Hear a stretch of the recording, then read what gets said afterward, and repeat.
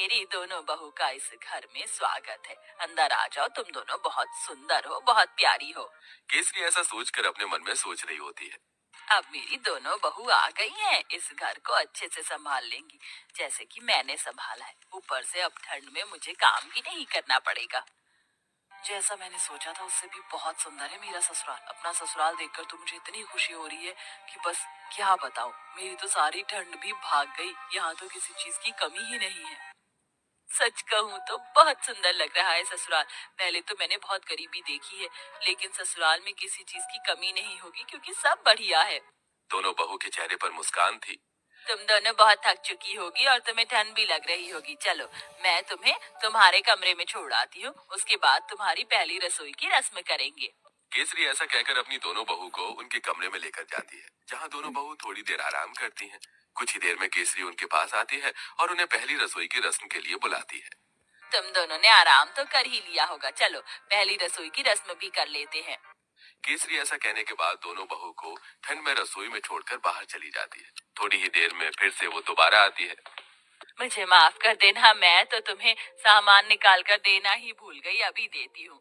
केसरी रसोई में आकर एक कटोरी लेती है और उसमें 6 चम्मच चीनी डालती है, 2 गिलास दूध निकाल कर रख देती है और साथ में 2 कटोरी चावल निकाल के डोंगे में रख देती है। ये रहा सारा सामान। अब तुम अच्छी सी स्वादिष्ट खीर बनाकर सभी के लिए मीठे में लेकर आ जाना। केसरी इतना कहकर रसोई से बाहर चली जाती है और दोनों बहू एक दूसरे की तरफ देख रही होती हैं। लगता है माँ जी हमें कुछ ज्यादा ही भली समझ रही हैं। मुझे तो लगता है कि उन्हें ये लग रहा होगा कि हमें खाना बनाना ही नहीं आता। चलो, कोई बात नहीं, हम अपने हिसाब से बना लेते हैं। ज्यादा बनाएंगे ताकि रात को खाने को मिल जाए। खाने के बाद कुछ मीठा अच्छा लगता है। इस तरह आराध्या और राधिका दूध चीनी चावल निकाल कर ज्यादा सी खीर बना लेती हैं, जिसके बाद वो खीर परोसकर घर में सभी को देती हैं। बहुत अच्छी खीर बनाई है। वैसे ठंड में खीर अच्छी लगती है, लेकिन चलो खाना तो अच्छा बनाना आता है तुम्हें। कितनी अच्छी बात है, मेरी बहू तो बिल्कुल मेरे जैसी आई है, थोड़े सामान में ही अच्छा खाना बनाना। केसरी ये सोचकर बहुत खुश हो रही होती है। वो कुछ देर बाद अपने कमरे में आराम करने चली जाती है। अब दोपहर का खाना बनाने की बारी आती है, तो दोनों बहू ठंड में रसोई में आती है। कुछ ही देर में केसरी भी रसोई में आती है। अरे, इस वक्त तुम रसोई में क्या कर रही हो? माँ जी, हमने सोचा कि समय पर ही दोपहर का खाना बना देते हैं। अरे, दोपहर के खाने की क्या जरूरत है, सीधा शाम को खाना बनाना चाहिए ना। वैसे भी ठंड में इतनी भूख कहाँ लगती है। और इस पतीले में क्या रखा है? केसरी तब पतीले को देखती है तो उसके अंदर खीर होती है। हे भगवान, इतनी सारी खीर! तुम दोनों ने इतनी सारी खीर कैसे बना दी, जबकि मैंने तुम्हें सिर्फ 2 कटोरी चावल दिए थे, 2 गिलास दूध दिया था।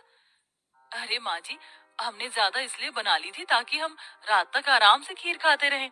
हे भगवान, तुम्हारा पेट है कि कुआं? आज के बाद ऐसा बिल्कुल नहीं होना चाहिए। जितना मैं सामान दूंगी उतना ही बनेगा। ठंड में इतना खाना कोई नहीं खाता। लेकिन माँ जी, लेकिन वेकिन कुछ नहीं। इस घर को चलाना है या घर की बर्बादी करनी है? आज से ही अपने कान में आटा लगा लो, फिर ये गलती नहीं होनी चाहिए।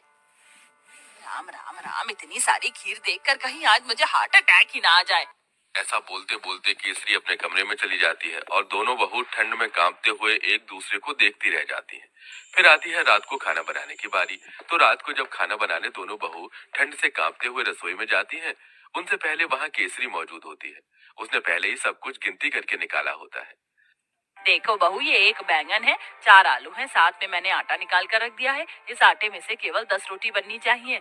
2 मेरी, 4 तुम दोनों की और 4 दोनों मेरे बेटों की।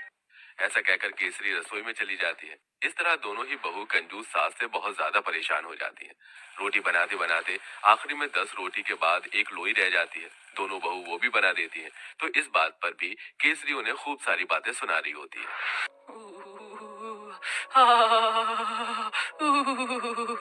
बहुत ठंड लग रही है। एक तो घर के सारे काम करो, ऊपर से खाना भी बनाओ तो गिनती का।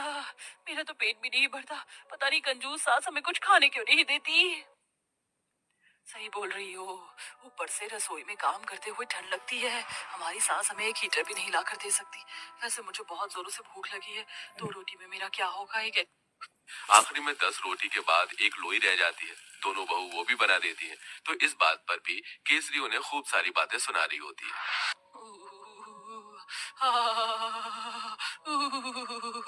बहुत ठंड लग रही है। एक तो घर के सारे काम करो, ऊपर से खाना भी बनाओ तो गिनती का। मेरा तो पेट भी नहीं भरता। पता नहीं कंजूस सास हमें कुछ खाने क्यों नहीं देती।